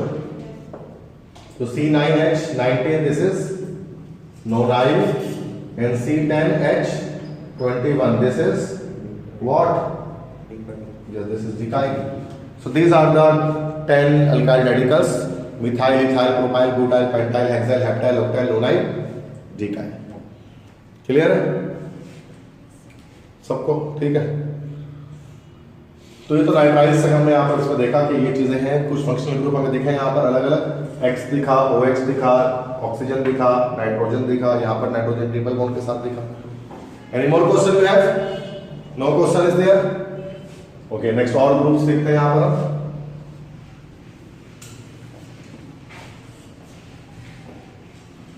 और ग्रुप क्या हमारे पास है भाई? थायोल। इसको थायोल भी कह सकते हैं, इसी ग्रुप को लोग बोलते हैं मरसेप्टेन या मरकैप्टेन। तो उसमें क्या होता है कि बेंजीन के रेडिकल के साथ SH अटैच हो जाता है। अगर SH अटैच हो गया तो दिस इज मरकैप्टेन और थायोल, ठीक है। तो ये मरकैप्टेन हमारे पास है, जैसे CH3S है, दिस इज मिथाइल, उसको हम मीथेन थायोल कह सकते हैं, मिथाइल थायोल कह सकते हैं, इसी को हम लोग कह सकते हैं मिथाइल मरकैप्टेन, एक ही बात है। तो CH3 आ गया, दैट्स मिथाइल मरकैप्टेन, ठीक है। उसके बाद सारे हमारे पास कार्बोनिल ग्रुप्स हैं, कार्बोनिल कंपाउंड्स हैं। तो कार्बोनिल ग्रुप हमारे पास क्या होता है? C double bond group, this group is carbonyl. तो अगर कार्बोनिल ग्रुप आ जाए हमारे पास तो ये एल्डिहाइड, कीटोन सब में ये मौजूद होता है, कार्बोनिल ग्रुप जो हमारे पास होता है। अब इसमें से जैसे एल्डिहाइड हम देख रहे हैं, कार्बोनिल तो मेन ब्रांच है ना। अब कार्बोनिल ग्रुप एल्डिहाइड में भी होता है, कीटोन में भी होता है, कार्बोक्सिलिक में भी होता है। अब जैसे carbonyl group C double bond के साथ अगर एक तरफ H आ जाए, this is aldehyde. C double bond के अगर दोनों तरफ रेडिकल्स आ जाए, अगर दोनों तरफ कार्बन आ जाए, दिस इज कीटोन। और C डबल बॉन्ड की एक तरफ अगर क्या आ जाए, OH आ जाए, दिस इज कार्बोक्सिलिक एसिड, ठीक है। तो यहाँ पर हमारे पास एल्डिहाइड है। अगर हम एक एल्डिहाइड इस तरह बनाते हैं कि यहाँ पर CH3 लगा देते हैं, तो ये हमारे पास दो कॉमन एल्डिहाइड बन गया।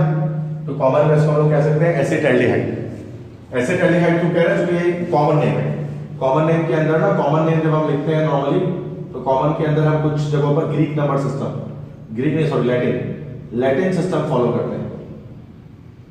लैटिन सिस्टम फॉलो करते हैं। लैटिन सिस्टम के अंदर क्या होता है कि 1 के लिए हम लोग लिखते हैं, उसके लिए क्या फॉर्म, 2 के लिए लिखते हैं एसिड, 3 के लिए लिखते हैं प्रोपायोन, 4 के लिए लिखते हैं ब्यूटाइल, 5 के लिए लिखते हैं वेलर और 6 के लिए लिखते हैं कैप्रो। तो form acid, propion, butyl, valer, capro. So these are the 6 numbers now. यहाँ just there is just only a 1 carbon atom here. ठीक है, तो ये sorry 2 carbon atoms are here, 1 and 2. That's why it is acid aldehyde. अगर ये सिर्फ एक carbon होता तो फॉर्म एल्डिहाइड, 3 होता तो प्रोपायोन एल्डिहाइड, 4 होता तो ब्यूटाइल एल्डिहाइड, 5 होता तो फिर वेलर एल्डिहाइड, 6 होता तो फिर कैप्रो एल्डिहाइड, इस तरह चल जाएगा। कीटोन्स में क्या हमारे पास होता है? कार्बोनिल के दोनों तरफ रेडिकल्स की अटैचमेंट होनी चाहिए। जैसे एक हमारे पास यहाँ पर एक कंपाउंड हमें मिला, कार्बोनिल के दोनों तरफ CH3 आ गया, तो इसको हम दो नाम से दे सकते हैं। इसका कॉमन नेम लिखा हुआ है अल्काइल अल्काइल कीटोन। ये मिथाइल है, ये मिथाइल है, तो मिथाइल मिथाइल कीटोन, जिसको हम लोग कमर्शियली एसीटोन भी इसको हम लोग कहते हैं, ठीक है। तो डाई मिथाइल कीटोन है और 2 मिथाइल है, तो इसका मतलब एसिड लगेगा 2 कार्बन की वजह से। तो this is di methyl ketone और एसीटोन, तो एक ही बात है दोनों के। तो ये इसका सिंपलेस्ट मेंबर हमारे पास है। तो एल्डिहाइड और कीटोन में थोड़ा सा फर्क होता है कि कीटोन में दोनों तरफ रेडिकल्स होते हैं, एल्डिहाइड में एक तरफ रेडिकल होता है, एक तरफ हाइड्रोजन लगा होता है।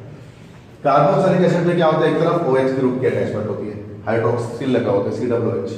जैसे CH3 COOH, ये हमारे पास उसको हम कॉमन नेम में देंगे तो उसका नाम होगा एसिटिक एसिड, CH3 COOH। अगर यहाँ पर H आ जाता तो HCOOH हो जाता, फॉर्मिक एसिड हो जाता। तो ये तीनों हमारे पास कार्बन ग्रुप है। हाँ, ये एक अच्छा सवाल है यहाँ पर, ठीक है। तो उसको मैं एक्सप्लेन कर देता हूँ, ठीक है। देखो बच्चे, यहाँ पर here in this compound you can see कि कॉमन आइडेंटिफिकेशन नेम किस तरह से रूल होता है। जब हम कॉमन नेम लिखेंगे ना, जब यहाँ पर मैं बना देता हूँ कि C डबल बॉन्ड O और यहाँ रेडिकल, इस तरह से होता है ना कीटोन। जब हम कॉमन नेम लिखते हैं, कॉमन नेम हम जब लिखते हैं तो उसकी कॉमन नेमिंग करते हुए हम लिखते हैं अल्काइल अल्काइल कीटोन, इस तरह लिखते हैं अल्काइल अल्काइल कीटोन। इसमें इस अल्काइल का नाम देते हैं, इस कार्बन को छोड़ देते हैं, ठीक है। अब ये एक तरीका है। IUPAC नेमिंग करते हुए क्या करते हैं कि पूरी चेन हम पकड़ लेते हैं इसे, और जो टोटल कार्बन उसको गिन के क्या लिख देते हैं? अल्कानोन करके लिख देते हैं। तो मैंने आपको बताया था कि ओन इसका सफिक्स होता है, कीटोन का जो सफिक्स होता है वो ओन होता है। अब एक कंपाउंड यहां पर मैं बनाता हूं कि CH3 C double bond O CH3, अब यहाँ कॉमन नेम अगर हम इसको करेंगे तो ये कार्बन छोड़ दो, मिथाइल मिथाइल, तो मिथाइल मिथाइल कीटोन, तो मिथाइल मिथाइल कीटोन को क्या लिख देंगे, डाई मिथाइल कीटोन, ये इसका कॉमन नेम है। आईयूपीएसी नेम क्या हो जाएगा, टोटल कार्बन 1 2 3 है, तो इसको क्या हो जाना चाहिए, प्रोपेनोन। तो अभी आपका क्वेश्चन ये है कि सर यहाँ पर तो प्रोपेनोन है तो 3 कार्बन, तो एसीटोन क्यों कह रहे हैं, एसीटोन का मतलब तो 2 कार्बन होते हैं, जैसे एसिड मैंने यहाँ पर लगाया 2,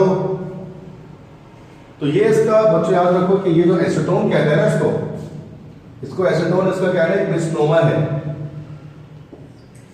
मिसनोमर का मतलब क्या होता है, मिसनोमर का मतलब होता है गलतुल आम, एक ऐसा नाम है जो गलत है लेकिन मशहूर हो चुका है। तो ये जो इसको हम एसीटोन कहते हैं ना, तो एसीटोन इसका कमर्शियल नेम है, कमर्शियल नेम इसका एसीटोन है, मार्केट में एसीटोन के नाम से मिलेगा। किसी भी चप्पल वाले के कारखाने की जाओगे ना, चप्पल जो बनाते हैं तो उनसे पूछोगे ना एसीटोन, तो वो बता देंगे एसीटोन कहाँ रखा हुआ कितना रखा हुआ है। तो एसीटोन को सोल वगैरह जो होते हैं जो चिपकाते हैं उसमें, तो सोल्यूशन को बड़ा इस्तेमाल किया जाता है। तो मतलब भले बंदा 5वीं फेल हो बट उसका एसीटोन पता है जो चप्पल के कारखाने चलाता है। तो ये एसीटोन इसका कमर्शियल नेम है, कमर्शियली एसीटोन के नाम से मिलता है, बट ये है इसका मिसनोमर। मिसनोमर मतलब गलत नाम है, क्योंकि उसके अंदर 3 कार्बन होते, 2 कार्बन नहीं होते टोटल, तो एसीटोन के बजाय इसको प्रोपेनोन करके उसका नाम होना चाहिए था। बट ये गलत नाम कभी कभार मशहूर हो जाता है, लोग बोल रहे होते हैं, और उस वक्त जब आप सही नाम लोगे ना तो फिर लोगों को समझ में नहीं आएगा। अब उसी चप्पल वाले के पास जाके बोलोगे प्रोपेनोन, कि प्रोपेनोन का है, तो वो परेशान हो जाएगा, वो तो प्रोपेनोन क्या चीज होती है, एसीटोन होता है, वो रखा हुआ है हमारे पास ये। तो this is how the things works now. जैसे कि एक्सरे, अब एक्सरे का पढ़ेंगे फर्स्ट ईयर चैप्टर 3 में, स्ट्रक्चर ऑफ एटम में जब फर्स्ट ईयर पढ़ेंगे चैप्टर 3, तो वहां पर एक्सरे को जे थॉमसन साहब ने डिस्कवर किया था। एक्सरे अननोन रेस, तो उनको नहीं पता था कि ये क्या डिस्कवर किया था, ऑब्जर्व किया था उन्होंने, तो उनको पता नहीं था कि ये कौन से रेस है। तो उन्होंने कहा कि भाई ये अननोन रेस, उसका नाम एक्सरेज रख दिया।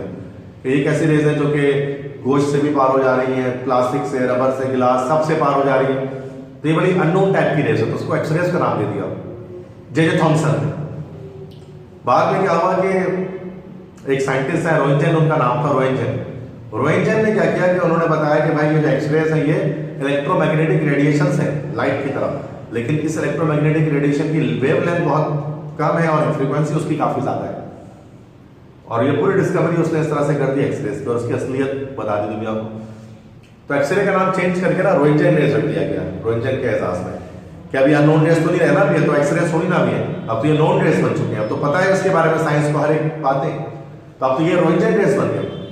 बट दुनिया ने उस नाम को एक्सेप्ट ही नहीं किया, वो गलत नाम आज भी मौजूद है। क्लिनिक के ऊपर लिखा होता है ना X ray room, X ray laboratory, doctor भी ये कहता है एक्सरे करवा लो जाके। अगर डॉक्टर आपको बोला ना रोएंटजेन रेस करवा लो तो आपको समझ में नहीं आएगा। आप जाओ डॉक्टर को बोलो मैंने रोएंटजेन टेस्ट करवाया, डॉक्टर भी परेशान हो जाएंगे कौन सा टेस्ट करवा लिया। एक्सरे होता है क्योंकि एक्सरे ही मशहूर है हर खास बात के अंदर, तो कभी कभार गलत नाम भी मशहूर हो जाते हैं लोगों में। जैसे एक्सरे गलत नाम है बट मशहूर है दुनिया भर में, जबकि एक्सरे अननोन रेस को कहते हैं, अननोन रेस तो वो है ही नहीं, अब तो साइंस सब जानते हैं उसके बारे में। एक्स थोड़ी ना, वो तो 1900 के दौर में एक्सरेस थे, ठीक है, 1900 के दौर की बात कर। इसका एसीटोन क्या है, उसको इसका मिसनोमर है। तो बहुत सारी चीजें मिसनोमर होती है साइंस के अंदर, इससे कंफ्यूज नहीं होना, बस उसको एक्सेप्शन बना लेना कि एक्सेप्शन है, ठीक है। और कोई सवाल? बाकी सब चीजें समझ में आ रही है, कुछ पूछना है नहीं थी, क्योंकि मैं स्पीड पे जा रहा हूँ, अगर आप स्पीड रोकना चाहते हो तो आप क्वेश्चन करोगे, सिंपल तरीका यही है। जिसको मैं 4th गियर कहता हूँ, ये वो 4th गियर पे चल रहा हूँ, तो अगर आप इसको डाउन करोगे तो आप पूछोगे तो मैं रुकूंगा, फिर मैं आपको बता भी दूंगा जो पूछना है जैसा पूछना है, फिर भले 1 घंटा बताते रहो, बट पूछोगे नहीं तो मैं आगे बढ़ता रहूँगा, ठीक है। तो तरीका मेरा यही है, समझ में आ गया तो ओके, आगे बढ़ेंगे, ठीक है। तो नेक्स्ट इसके बाद कुछ और हमारे पास ये फंक्शनल ग्रुप है, ठीक है। कार्बोनिल से रिलेटेड ही आ गया, दैट इज एस्टर। एक एस्टर आ गया हमारे पास, this is not Easter, this is ester. Ester क्या होता है कि ये कार्बोनिल ग्रुप के, ये कार्बोनिल ग्रुप है, इसके एक तरफ OR लगा होता है, दिस इज एस्टर। इस तरह से वही बात है कि यहाँ पर RCOOR, तो R की जगह उन्होंने पता है R, जिसको R कह रहा हूँ उसको फेडरल बोर्ड वाले किस तरह से लिखते हैं यूं करके, तो बात तो वही है, कार्बन का ही कोई रेडिकल लगा हुआ है इसका मतलब ये, तो बात तो वही। तो हम इसको सिन बोर्ड में वैसे लिखते हैं RCOOR इस तरह से, तो they both are same things. तो जैसे अब यहाँ पर R में कोई भी रेडिकल लगा दे, जैसे CH3 लगा दे एग्जाम्पल में, और यहाँ पर OR में यहाँ पर उन्होंने OCH3 लगा दिया, तो ये हमारे पास क्या बन गया कि कंपाउंड हमारे पास एक पॉसिबल हो गया। अब इसका नाम हम दो तरह से देते हैं कि ये नाम हमारे पास अल्काइल है, कॉमन नेम यहाँ पर दिया है तो कॉमन नेम भी बता देता हूँ, ये अल्काइल है, और ये वाला नाम हमारे पास इसको हम लिखते हैं अल्कनोइड के तौर पर। तो ये वाला नाम हम ग्रीक नंबर में लिख देंगे, इसलिए ये हो गया मिथाइल, और ये दो कार्बन है तो दो कार्बन एसिड को कहते हैं, पीछे लिखा मैंने, ये हो गया मिथाइल एसिटेट। तो दिस इज मिथाइल, यहाँ से मिथाइल और यहाँ से एसिटेट, तो मिथाइल एसिटेट हो गया हमारे पास। ठीक है, तो इस तरह से और बहुत सारे स्ट्रक्चर्स बन सकते हैं, एग्जाम्पल है ना, वो तो कुछ भी बन सकता है स्ट्रक्चर। अमाइड, अमाइड में सेम बच्चों क्या होता है, ऐसे ही रहता है, कार्बोनिल यहाँ पर NH2 आ जाता है। अगर कार्बोनिल के साथ NH2 आ जाए तो दिस इज अमाइड, सिर्फ NH2 आ जाए तो अमाइन है। अमाइन तो पीछे जा चुका है फर्स्ट स्लाइड में। अब दो कार्बन वाला यहाँ पर अमाइड दिख रहा है आपको, there are two carbon here, दो कार्बन वाला अमाइड है, दो कार्बन को एसिड कहते हैं, दिस इज एसिड अमाइड, इसका नाम कार्बोक्सिलिक एसिड क्लोराइड, इसको हम लोग सीन बोर्ड में इसको कहते हैं एसिड हैलाइड। एक ही बात है। एसिड हैलाइड क्या होता है हमारे पास है कि रेडिकल के साथ एक तरफ COX जुड़ जाए, ठीक है, R3 डबल बॉन्ड OX, इस तरह से ये हमारे पास होता है एसिड हैलाइड, मतलब कार्बोनिल की तरफ हैलोजन आता है, जैसे CH3 C double bond OCl, ठीक है। तो इसको हम यहाँ पर क्या कहेंगे, यहाँ पर दिस इज एसिटाइल, ये हो जाएगा हमारे पास दो कार्बन है तो एसिटाइल क्लोराइड, ये हमारे पास इसका नाम बन जाएगा इस कंपाउंड का। उसके बाद कार्बोक्सिलिक एसिड के एनहाइड्राइड्स भी हमारे पास होता है। एनहाइड्राइड से मुराद क्या होता है, कार्बोक्सिलिक एसिड के एनहाइड्राइड, एनहाइड्राइड से मुराद क्या होता है कि वाटर रिमूव। अगर किसी भी एसिड में से, किसी कंपाउंड में से वाटर रिमूव हो जाए then it will be forming anhydride, ये हमारे पास एनहाइड्राइड बनेगा। लाइक एसिटिक एसिड ले लो, एसिटिक एसिड ले लिया हमने, और यहां पर ये वाटर रिमूव कर दिया इसका H2, तो वाटर रिमूव करने से क्या बच गया, CH3 C double bond O carbon C double bond O CH3, this compound is possible. तो ये कंपाउंड हमारे पास बना, तो ये कंपाउंड हमारे पास कहलाएगा this is the anhydride of acetic acid. क्यों? क्योंकि ये वाटर की रिमूवल से हमें बना है, दो मतलब मॉलिक्यूल लेकर वाटर रिमूव कर दिया उसका। तो यहां पर ये हमारे पास जैसे कि इधर पर इस तरह से स्ट्रक्चर हो गया ना, R3 double bond O carbon double bond O radical, ठीक है। तो ये हमारे पास अब जैसे अगर इस तरह से बन जाएगा तो एसिटिक एसिड का एनहाइड्रेट है तो इसको हम एसिटिक एनहाइड्रेट कह देंगे। ये एग्जांपल हो गया इसका, ठीक है। वैसे ये सब सिंध बोर्ड में भी सारे ग्रुप्स होते हैं ना, कोई सिर्फ ये फेडरल में नहीं है, तो सिंध में भी ये सारे ग्रुप्स हैं, कोई नया ग्रुप नहीं आया बीच में अब तक इसमें, ऐसा ना सारे पुराने ग्रुप्स हैं। अच्छा, ये तो फंक्शनल ग्रुप में काफी सारे ग्रुप्स हमने देख लिए। अब इसके बाद क्या हमारे पास होता है, होमोलोगस सीरीज। होमोलोगस सीरीज किसे कहते हैं, इसकी डेफिनेशन देखें। होमो मतलब होता है सेम, और लोगस के मतलब होते हैं ratio, same ratio series. Homologous series क्या है कि is a series of organic compounds in which two successive members of the series differ by a CH2 unit or by 14 AMU by molar mass. The individual members are called homolog. For example, the homologous series of alcohols can be represented as. Homologous series किसे कहते हैं? Organic compounds जो है ना, जब उसको लिखा जाता है तो सीरीज की सूरत में उसको लिखा जाता है, वो सीरीज में होते हैं और हर अगला मेंबर पिछले मेंबर से CH2 के फर्क से मौजूद होता है। जैसे यहाँ पर आप देखें, ये अल्कोहल हमारे पास है, ठीक है। इस अल्कोहल को मैं यहां पर फॉर्मूला लिख देता हूं, CH3OH, C2H5OH, C3H7OH, ठीक है। अब ये मिथाइल अल्कोहल, प्रोपाइल अल्कोहल। अब इन दोनों में अगर आप देखिए मिथाइल अल्कोहल और इथाइल अल्कोहल में किसका डिफरेंस है? सिर्फ CH2 का डिफरेंस है, एक कार्बन जो हाइड्रोजन ज्यादा है इस पिछले वाले से। अच्छा, इस C2H5 और C3H7 में किसका डिफरेंस है? CH2 का। अच्छा, अगर मैं एक और CH2 का डिफरेंस बनाऊं, C4H9OH, CH2 का डिफरेंस आया, मतलब हर अगला मेंबर पिछले मेंबर से CH2 के फर्क से मौजूद है। इससे क्या चल रही है? सीरीज चल रही है पूरी। इसी सीरीज को कहा जाता है होमोलोगस सीरीज। ये सीरीज कैसे डिफर होती है बच्चों? CH2 के फर्क से होती है, या हम ये कह सकते हैं कितने 14 AMU के फर्क से होती है। मतलब हर अगला मेंबर पिछले मेंबर से 14 AMU ज्यादा होगा। 14 AMU कैसे? कार्बन का 12 और हाइड्रोजन का 2, तो कितना हो गया ये 14। तो हर अगला मेंबर पिछले मेंबर से 14 AMU ज्यादा होता है मॉलिक्यूलर मास में, मोलर मास में। और से पूरी सीरीज चलती है, सीरीज को क्या कहा जाता है? Homologous series. जैसे methane, ethane, propane, butane, pentane, hexane, heptane, octane, एंटीकेन चलता है, ये सारे सीरीज था। ये सारे सीरीज होमोलोगस सीरीज कहलाती है। इस तरह methanol, ethanol, propanol, butanol, pentanol, hexanol, heptanol, octanol, ये चलता रहेगा इस तरह से। हर एक ऑर्गेनिक कंपाउंड की होमोलोगस सीरीज हमारे पास होती है। सर अल्कोहल के अलावा भी कोई भी फंक्शनिंग होगा? कोई भी हो सकता है, एनीवे कोई भी फंक्शन ग्रुप आप लेकर उसका बना सकते हैं। क्योंकि मेन चीज जो होमोलोगस सीरीज चले वो रेडिकल में चल रही है। रेडिकल तो सब में ही होगा ना, रेडिकल चेंज हो रहा है ना यहाँ पर। जिस रेडिकल में देखो, रेडिकल के अंदर चेंजिंग आ रही है, CH2 बढ़ते जा रहा है हर अगले मेंबर। ठीक है, दैट्स इट। तो ये होमोलोगस सीरीज कहलाती है हमारे पास। ठीक है भाई, क्लियर है? तो क्या चीज याद रखनी है कि होमो मतलब सेम, लोगस मतलब रेशो। होमोलोगस सीरीज कब बनती है? जब अगला मेंबर पिछले मेंबर से CH2 के फर्क से होता है। CH2 ज्यादा होता है हर अगला मेंबर पिछले मेंबर से, या 49 ज्यादा होता है पिछले वाले से। ठीक है, तो इतना याद है। नेक्स्ट है कि होमोलोगस सीरीज की जनरल कैरेक्टरिस्टिक्स क्या हो सकती है। मतलब एक होमोलोगस सीरीज में जो एलिमेंट्स होते हैं, बड़ी बेसिक बात है, इजी सी बातें हैं कि all compounds in the series contain the same elements of the functional group. Functional group same होगा एक होमोलोगस सीरीज के अंदर। जैसे अल्कोहल के फंक्शनल सीरीज, होमोलोगस सीरीज चल रही है, सारे अल्कोहल के ही फंक्शनल ग्रुप होंगे उसके अंदर। All compound series can be represented by general formula. For example, the general formula of alkane is this, alkane is this and alkyne is this. General formula तो सबका सेम चलेगा। और जब हम अल्केन की बात कर रहे हैं तो फॉर्मूले अलग होंगे, बट जनरल फार्मूला तो अल्केन्स का ही होगा ना। एंड में बाकी नंबर हम चेंज कर सकते हैं, methane, ethane, propane, butane, pentane के लिए, लेकिन जनरली वो सारे के सारे सेम होंगे। जनरल फार्मूला सबका सेम होगा, स्पेसिफिक फार्मूला सबका अलग हो सकता है।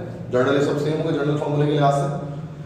The molecular formula of each homologous series differ by CH2 unit to the next one. CH2 के फर्क से होगा अगला member.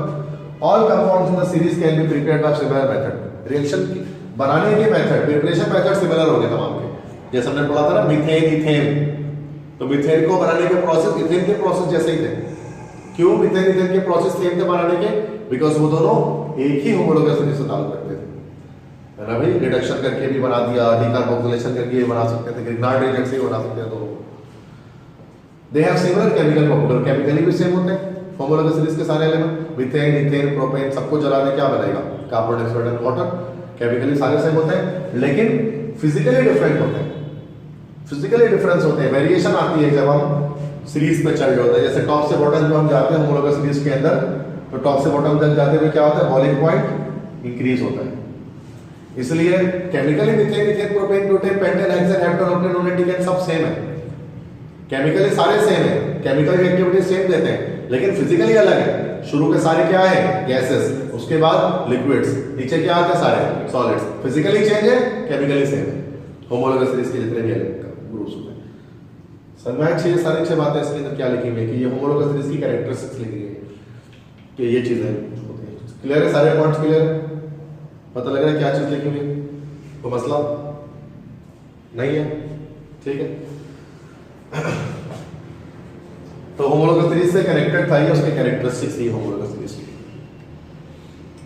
Now detection of elements in, ये लास्ट टॉपिक हमारे पास आता है इस चैप्टर का, कि detection of elements in organic compound. कि ऑर्गेनिक कंपाउंड्स में एलिमेंट को डिटेक्ट किस तरह से किया जाता है, डिटेक्शन कैसे की जाती है। ये आपने फर्स्ट ईयर में, अगर आपने शायद प्रैक्टिकल्स किया है, अगर कॉलेज में एलिमेंट डिटेक्शन का प्रैक्टिकल होता है फर्स्ट ईयर में, तो एलिमेंट डिटेक्शन कॉलेजेस के अंदर, तो एलिमेंट डिटेक्शन में हम इसको डिटेक्ट करते हैं ऑर्गेनिक कंपाउंड्स को। अगर नहीं किया तो फिर अभी समझा देता हूँ कि डिटेक्शन किस तरह से ऑर्गेनिक कंपाउंड में किस तरह हम डिटेक्ट करते हैं एलिमेंट्स। ये हमारे सिर्फ बोर्ड में नहीं है, सिर्फ फेडरल बोर्ड का टॉपिक है बस, कि एलिमेंट्स को किस तरह डिटेक्ट किया जाता है ऑर्गेनिक कंपाउंड्स के अंदर।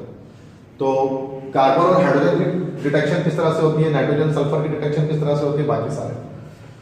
तो अगर कार्बन और हाइड्रोजन को डिटेक्ट करना है तो इसका तरीका सिंपल ये है कि कार्बन को जो कंपाउंड है, कंपाउंड के अंदर हम CuO डालते हैं।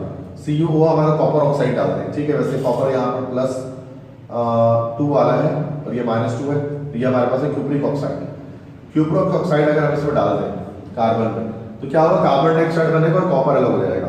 फिर हम उसमें कैल्शियम हाइड्रोक्साइड लाइम वाटर डाल दें तो व्हाइट PPT आ जाएगी, जो कैल्शियम कार्बोनेट बनेगा, जो कि इनसॉल्युबल इन वाटर है। तो क्या करें, कोई भी कंपाउंड आपने लिया, अभी देख रहे हैं कि इसमें कार्बन है कि नहीं, तो पहले इसमें क्यूप्रिक ऑक्साइड डाल दें। क्यूप्रिक ऑक्साइड डालने के बाद उसमें आप क्या करें, लाइम वाटर डाल दें। लाइम वाटर डालने पर अगर व्हाइट कलर का PPT बन जाए तो उसका मतलब उसके अंदर कार्बन था। तो कार्बन ने पहले कार्बन डाइऑक्साइड बनाया CuO से रिएक्शन करके, ये कार्बन डाइऑक्साइड गैस जब लाइम वाटर से रिएक्शन करेगा तो कैल्शियम कार्बोनेट बनेगा। कैल्शियम कार्बोनेट जो है ना वो इनसॉल्युबल होता है, इनसॉल्युबल होता है ना पानी में, जब इनसॉल्युबल होता है वाटर में तो क्या होता है कि व्हाइट कलर के प्रेसिपिटेट पीपीटी जनरेट होना शुरू हो जाते हैं छोटे छोटे, तो व्हाइट कलर का सोल्यूशन हो जाता है। तो ये कार्बन का टेस्ट हो जाएगा। तो this is actually the test for carbon. Carbon के टेस्ट किस तरह करना है, तो किस तरह से करना है, सिंपल एक चीज याद रखिए कि क्या करना है, कॉपर ऑक्साइड क्यूप्रिक ऑक्साइड उसके अंदर डालनी है, तो व्हाइट पीपीटी जनरेट हो जाएगी। ठीक है, ये बात मुश्किल नहीं है, ये बात बड़ी आसान है, बट इशू ये है कि सिन बोर्ड में ये बात मौजूद नहीं है, सबसे बड़ा मसला ये है। तो आप आसान भी है तो आप पेपर में नहीं कर पाएंगे अगर आपने इसको नहीं पढ़ा होगा ये नोट किया होगा तो। ठीक है, नेक्स्ट इज कि हाइड्रोजन प्लस CuO कि अगर यही हाइड्रोजन होगा तो कॉपर ऑक्साइड डालेंगे, ठीक है, तो वाटर जनरेट होगा, फिर उसमें हम कॉपर सल्फेट डालेंगे एनहाइड्रस जो व्हाइट कलर का होगा, जब वो वाटर से रिएक्शन करेगा तो वो ब्लू कलर का हो जाएगा, ब्लू स्टोन या ब्लू विट्रियोल बन जाएगा, पेंटाहाइड्रेटेड कॉपर सल्फेट बन जाएगा। मतलब यही CuO क्या कर सकता है कि वाटर की प्रोडक्शन करेगा, फिर कॉपर सल्फेट डालने पर वो क्या हो जाएगा, वो व्हाइट से ब्लू हो जाएगा, तो इससे कंफर्म हो जाएगा कि हाइड्रोजन भी इसके अंदर मौजूद है। तो सेम मेथड होता है कॉपर ऑक्साइड क्यूप्रिक ऑक्साइड डालते हैं कि टेस्ट करने के लिए कार्बन को और हाइड्रोजन को। बाकी नाइट्रोजन, सल्फर और हाइड्रोजन अगर टेस्ट करना हो, नाइट्रोजन टेस्ट करना हो, सल्फर टेस्ट करना हो, हाइड्रोजन टेस्ट करना हो, तो फिर कैसे टेस्ट करेंगे, तो उसके लिए हमें क्या करना पड़ेगा, लसाइन सॉल्यूशन या सोडियम एक्सट्रैक्ट प्रिपेयर करना पड़ेगा। लसाइन था साइंटिस्ट का नाम था, लसाइन फिल्ट्रेट भी जिसको कहते हैं, लसाइन सॉल्यूशन या सोडियम एक्सट्रैक्ट तैयार करना पड़ेगा। उसके लिए what we have to do, उसके लिए हम क्या करते हैं कि हमें उसके लिए लेना पड़ता है लाइक फ्यूजन ट्यूब लेते हैं। तो क्या मसला ये है ना कि ऑर्गेनिक कंपाउंड्स जो होते हैं, ऑर्गेनिक कंपाउंड्स कोवलेंट होते हैं। ऑर्गेनिक कंपाउंड्स का नेचर क्या होता है कि कोवलेंट होता है। कोवलेंट के आयंस पे डिटेक्ट करना इतना आसान नहीं होता, हमें उसको आयनिक में कन्वर्ट करना पड़ता है। इसके लिए हम क्या करते हैं, किस तरह से ट्यूब लेते हैं, इसको हम कहते हैं फ्यूजन ट्यूब। इस फ्यूजन ट्यूब के अंदर हम डाल देते हैं सोडियम मेटल डाल देते हैं और ऊपर से यहाँ पर ऑर्गेनिक कंपाउंड जो है ना वो डाल देते हैं। उसके बाद हम उसको यहाँ से हीट करना शुरू कर देते हैं। जब हीट करते हैं तो ये सोडियम क्या करता है, ऑर्गेनिक कंपाउंड से रिएक्शन कर जाता है, ठीक है, रिएक्शन कर जाता है और एक आयनिक कंपाउंड बन जाता है। जब सोडियम है ये कार्बन और हाइड्रोजन से रिएक्शन करके सोडियम साइनाइड बन जाएगा NaCl। और अगर सल्फर होगा तो सोडियम सल्फर से रिएक्शन करके सोडियम सल्फाइड बना लेगा, और अगर सल्फर और नाइट्रोजन दोनों तो NaSCl सोडियम थायोसाइनाइड बना लेगा, और हैलोजन अगर होगा तो सोडियम हैलाइड बना लेगा कोई भी। मतलब ये लसाइन फिल्ट्रेट की बात कर रहा हूँ कि सोडियम के साथ जब हम ऑर्गेनिक कंपाउंड डालते हैं ना, अब उसमें कार्बन हो तो नाइट्रोजन हो तो ये बनेगा, सल्फर हो तो ये बनेगा, नाइट्रोजन सल्फर दोनों हो तो ये बनेगा, और हैलोजन हो तो सोडियम हैलाइड NaX बन जाएगा। अभी टेस्ट नहीं किया मैंने, ये मैं बता रहा हूँ कि ये ऐसे कन्वर्ट करना जरूरी है सबसे पहले तो, क्योंकि डायरेक्ट हम टेस्ट नहीं कर सकते कोवलेंट कंपाउंड्स के अंदर। तो ये लसाइन सॉल्यूशन सोडियम एक्साइड बनाते क्यों है, ताकि हमारा जो ऑर्गेनिक कंपाउंड है ना, ऑर्गेनिक कंपाउंड सबसे पहले तो उसका इनऑर्गेनिक नेचर हो गया, इनऑर्गेनिक को टेस्ट करना ज्यादा आसान होता है ऑर्गेनिक के मुकाबले में।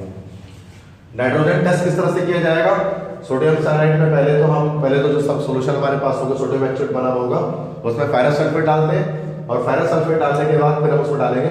आपको इक्वेशंस के फॉर्मूले याद नहीं रखने इतने बड़े ये काम के नहीं, बस आपको याद रखना है कि पहले FeSO4 डालेंगे फेरस सल्फेट, उसके बाद FeCl3 डालते हैं या फिर सल्फ्यूरिक एसिड भी डाल सकते हैं, फेरिक क्लोराइड या सल्फ्यूरिक एसिड। तो क्या होगा, आपको ये फॉर्मूला याद नहीं रखना है पूरा, आपको याद रखना है प्रेशियस ब्लू कलर अपीयर्स।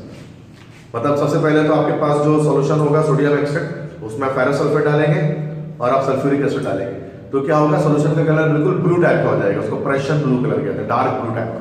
इसका मतलब उसके अंदर नाइट्रोजन कंफर्म है। तो सिंपल है कि क्या करना है, सोडियम एक्सट्रैक्ट लेना है, फेरस सल्फेट डाले, फेरिक क्लोराइड डाले, कलर हो जाएगा प्रेशियस ब्लू, तो उसका मतलब नाइट्रोजन टेस्ट पॉजिटिव, नाइट्रोजन है उसके अंदर। ये लैब के अंदर फर्स्ट टाइम पूरे कराची का एक बच्चा किया करता था, बट कोविड की वजह से ना प्रैक्टिकल सही से हो नहीं पाया, तो आप लोगों को शायद दिमाग में नहीं होगा ऐसा कुछ हुआ होगा, तो हमें तो याद है आज भी जब हमने किया था सोडियम साथ मतलब सोडियम एक्सट्रैक्ट तैयार करके उसको किस तरह से हमने उसमें नाइट्रोजन को टेस्ट किया था प्रेशर ब्लू कलर। शायद टेस्ट शायद अगर आपने प्रैक्टिकल देने के रट्टा लगाया होगा एलिमेंट डिटेक्शन को आपने याद किया होगा, सोडियम एक्सट्रैक्ट, सोडियम साइनाइड और ये सब इक्वेशन ऐसे ऐसे है, pressure blue colour appear, but मैं समझा रहा हूँ कि होता क्या उसके अंदर चीज क्या। अच्छा, अगर दोनों चीजें अगर मौजूद हो, मतलब के सोडियम मतलब नाइट्रोजन भी हो और सल्फर भी हो, फिर उस सूरत में क्या होता है, देखिए बच्चों, उस सूरत में फेरस सल्फेट डालने के बाद और FeCl3 डालने के बाद ब्लड रेड पीपीटी आती है। ब्लड रेड कब आएगी, जब सल्फर और नाइट्रोजन दोनों के दोनों मौजूद होंगे एक ही कंपाउंड में, तो ब्लड रेड पीपीटी आ जाएगी, ब्लड खून की तरह लाल एक प्रेसिपिटेट आ जाएगी। ब्लू आएगा उस सूरत में जैसे नाइट्रोजन हो, और सल्फर नाइट्रोजन दोनों ओर पर ब्लड रेड पीपीटी, बस ये याद रखें। बाकी आप फॉर्मूले देकर डरो मत, ये सब नहीं पूछते आपसे, ठीक है। सल्फर टेस्ट मतलब एप्टीट्यूड में नहीं पूछते हैं, फेडरल वालों का इंटर में पूछ रहे होते होंगे आपने, लेकिन एप्टीट्यूड टेस्ट में नहीं पूछते, ठीक है। सल्फर टेस्ट करना है तो सल्फर टेस्ट करने के लिए क्या करेंगे, उसका अलग फिर तरीका है। सल्फर को टेस्ट करने का तरीका ये है कि एसिटिक एसिड डालेंगे पहले, तो एसिटिक एसिड डालने के बाद लेड एसिड डालेंगे, दिस एसिटिक एसिड CH3COOH, उसके बाद हम डालेंगे लेड एसिड। तो होगा क्या, ब्लैक कलर की, डार्क ब्लैक कलर की पीपीटी आ जाएगी। ब्लैक पीपीटी आ गई मतलब सल्फर कंफर्म हो गया। सल्फर के टेस्ट के लिए ये होता है कि सल्फर है कि नहीं ऑर्गेनिक कंपाउंड में, एसिटिक एसिड डालें, लेड एसिड डालें, ब्लैक पीपीटी आ गई मतलब सल्फर है, ब्लैक पीपीटी नहीं है मतलब सल्फर नहीं, सल्फर को ऐसे टेस्ट करते हैं, क्लियर है। ये सल्फर का टेस्ट है, तो क्या डालना, एसिटिक एसिड और लेड एसिड, तो ब्लैक पीपीटी आ जाएगी। और हैलोजन टेस्ट बड़ा सिंपल सा, हैलोजन टेस्ट में कुछ नहीं करना होता भाई, सिर्फ सिल्वर नाइट्रेट डाल दो, AgNO3। सिल्वर नाइट्रेट डालेंगे तो क्या होगा बच्चों, प्रेसिपिटेट आ जाएंगे, अलग अलग पीपीटी आएंगे तो अलग अलग हैलोजन को बता रहे होंगे। आपने क्या करना है भाई, सिल्वर नाइट्रेट डालनी है, AgNO3 डालना है। सिल्वर नाइट्रेट डालोगे तो या तो अगर क्लोरीन होगा तो व्हाइट पीपीटी बनेगी, ब्रोमीन होगा तो डर्टी व्हाइट जिसको हम कहते हैं, हल्की पीली पेल येलो पीपीटी बनेगी, और आयोडीन होगा तो फिर डीप येलो या डार्क येलो पीपीटी बनेगी। क्योंकि AgCl व्हाइट पीपीटी देता है, AgBr येलो पीपीटी देता है, AgI डीप येलो पीपीटी देता है। तो मतलब फिर से मैं इसको रिपीट कर देता हूँ, क्या चीज आपको याद करनी है डिटेक्शन ऑफ आइंस के अंदर। डिटेक्शन ऑफ आइंस में किस तरह से कार्बन को हम टेस्ट, कार्बन हाइड्रोजन को टेस्ट करने के लिए क्यूप्रिक ऑक्साइड यूज करते हैं, एक चीज ये याद रखें। और नाइट्रोजन को टेस्ट करने के लिए हम क्या करते हैं, FeSO4 + FeCl3 डालते हैं, तो क्या कलर आता है, परेशियन ब्लू कलर अपेयर होता है। और अगर ब्लड रेड कलर अपेयर हो रहा है तो नाइट्रोजन के साथ सल्फर भी है। सिर्फ सल्फर को टेस्ट करना तो क्या करेंगे, एसिटिक एसिड, लेड एसिड, ये दोनों डालेंगे तो किस कलर की पीपीटी आएगी, ब्लैक पीपीटी आएगी, सल्फर कंफर्म। हैलोजन टेस्ट करने के लिए क्या करेंगे, सिल्वर नाइट्रेट डाल देंगे। सिल्वर नाइट्रेट के केस में व्हाइट पीपीटी आया तो सिल्वर क्लोराइड है, क्लोराइड है तो व्हाइट पीपीटी, लाइट येलो आया तो फिर ब्रोमाइड है, ब्रोमीन मौजूद है, और अगर डीप येलो डार्क येलो आया तो फिर आयोडीन मौजूद है। समझ में आई बात, जितना मैंने बताया ना उतना याद रखना, बाकी बोर्ड पर देख कर डरो मत। इक्वेशंस चुके हैं से डरते हैं हमारे बच्चे देखकर, डरना नहीं चाहिए, तो ये डरना चाहिए। इंटरमीडिएट में तो ये सब याद करना पड़ता है, मतलब नॉर्मली इंटर से एप्टीट्यूड की क्लास अभी कर रहे हैं, इसलिए मैं उससे दूर कर रहा हूँ, कोई इक्वेशंस नहीं आती पूछने के भी टेस्ट में एप्टीट्यूड, ठीक है, तो उसके लिए परेशान मत हो, सही है। तो जितना मैं बता रहा हूँ ना उतना याद रखिए, मेरी बोर्ड जब मैं कह रहा हूँ उस पर फोकस करें। बोर्ड पर तो बहुत कुछ लिखा होता है, मैं तो बस घर पे गया, मैंने उठाया तो किताब खोली, फेडरल की कॉपी पेस्ट करता गया, ताकि यहाँ पे बोर्ड पे लगा दिया। अब हर चीज़ आपके काम की नहीं है, जो चीज़ बता रहा हूँ बस वो चीज़ देखिए, ठीक है, जिसको मैं अंडरलाइन कर दे रहा हूँ कि ये चीज़ है, ये चीज़ है, ये चीज़, वो 100% देखना, ठीक है। बाकी आपकी मर्जी, आप जितना रीड करो उतना अच्छा है, ये कभी ब्राइगा नहीं जाता। अच्छा, organic compounds obtain from plants and animals, कौन कौन से ऑर्गेनिक कंपाउंड्स प्लांट्स और एनिमल्स में ऑब्टेन होते हैं, मतलब जानवरों से और पौधों से ऑब्टेन होते हैं। तो कुछ चीजें हैं एमसीक्यूज के लिए याद रखें।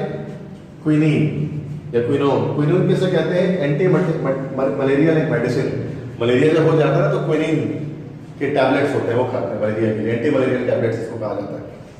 तो अलग अलग नाम से मिलते हैं, वो होते हैं क्विनीन है, मलेरिया से बचाव के लिए होता है, मलेरिया जिसको वजह उसको खिलाते हैं।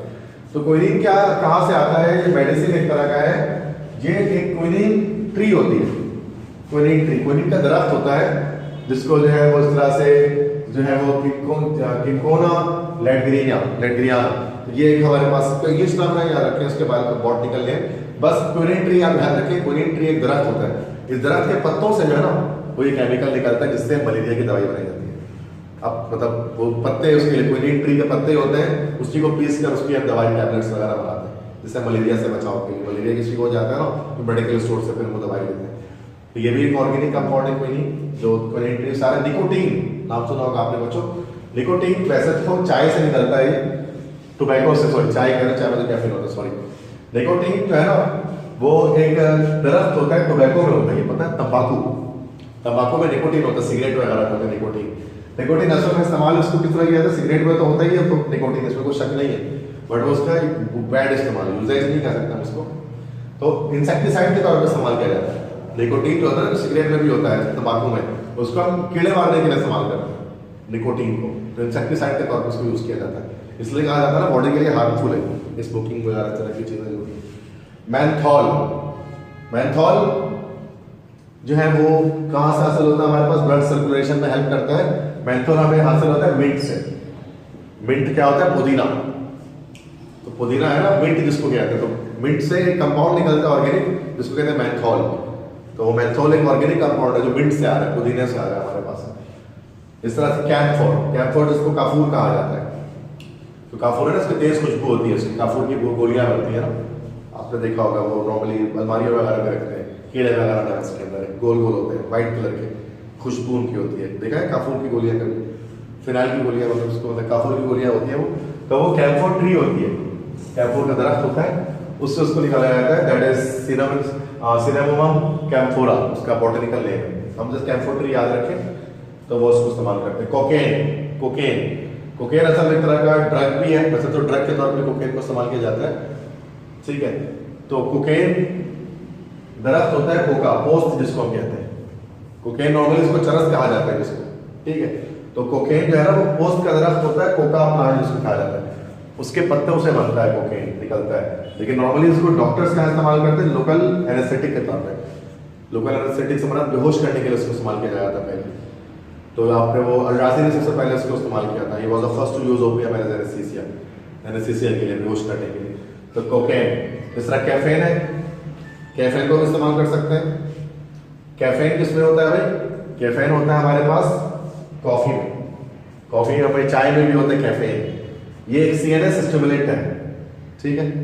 सीएनएस को क्या, सीएनएस किसे कहते हैं, अरे बताओ सीएनएस, सब भाई बताओ। Central nervous system, CNS, CNS stimulant है ये, मतलब सीएनएस जो है ना सेंट्रल नर्वस सिस्टम को जोड़ता है, स्टिमुलेट करता है। चाय कॉफी है ना, नींद भगा देता है ना, चाय पीने से कॉफी पीने से नींद भाग जाती है, नींद नहीं आती है क्योंकि वो कैफीन उसके अंदर होता है चाय के अंदर। कैफीन क्या करता है, सेंट्रल नर्वस सिस्टम को स्टिमुलेट कर देता है, एक्टिव कर देता है उसको, तो नींद भाग जाती है फौरन से। रात में होता है ना सोने, मतलब एग्जाम से पढ़ने के लिए चाय पी लो, होता है चलो रात में नींद ना आए ताकि हम जागे रहे। तो ये सारे हमारे पास ऑर्गेनिक कंपाउंड्स हैं जो देखिए किसी प्लांट से ही हासिल हो रहे हैं। वो दरख्त है ना, सबके दरख्त में आपको बता रहा है, इसके दरख्त कोकोनेम के दरख्त है, निकोटीन टोबैको दरख्त से हासिल हो रहा है, मेंथोल मिंट पुदीने से, कैम्फोर काफूर का दरख्त है, कोकेन कोको ट्री से हासिल हो रहा है, कैफीन चाय की जो पत्ती होती है उससे हासिल हो रहा है, कॉफी बीन से हासिल हो रहा है, ठीक है। तो बहुत सारी चीजें जो हमें मतलब ऑर्गेनिक केमिस्ट्री, ऑर्गेनिक कंपाउंड से जो हमें दरख्तों से हासिल होते हैं, ठीक है। तो this is all about chapter organic compounds, ठीक।